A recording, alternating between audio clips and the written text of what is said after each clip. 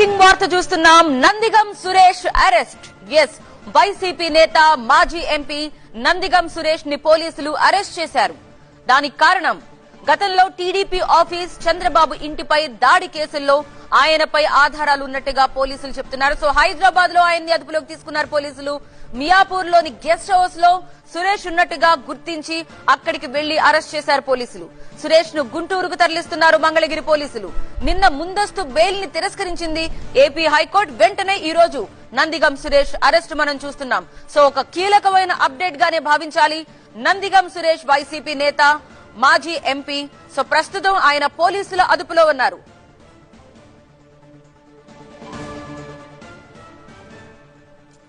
So పూర్తి సమాచారం అందించడానికి మా ప్రతినిధి నాగరాజ్ సిద్ధంగా ఉన్నారు. నాగరాజ్, నిన్న బెయిల్ తిరస్కరించింది, వెంటనే ఇప్పుడు మనం అరెస్ట్ చూస్తున్నాం. సో మంగళగిరికి తరలిస్తున్నట్టుగా వివరాలు అందుతున్నాయి. ప్రస్తుతం ఎక్కడున్నారు, ఏ రూట్ లో నుంచి వెళ్తున్నారు?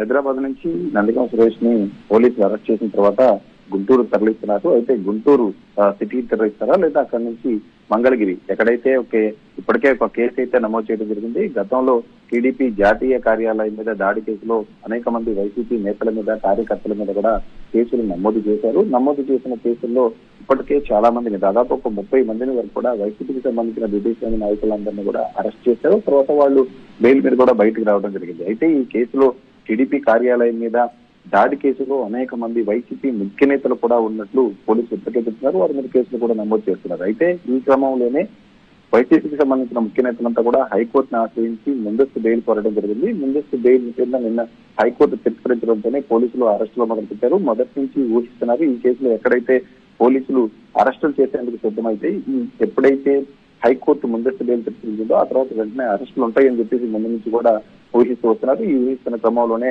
నందిగం సురేష్ ని అరెస్ట్ చేశారు. మరికొద్ది సేపట్లోనే నందిగం సురేష్ ని గుంటూరు తీసుకొచ్చే అవకాశం ఉంది. ఆ తర్వాత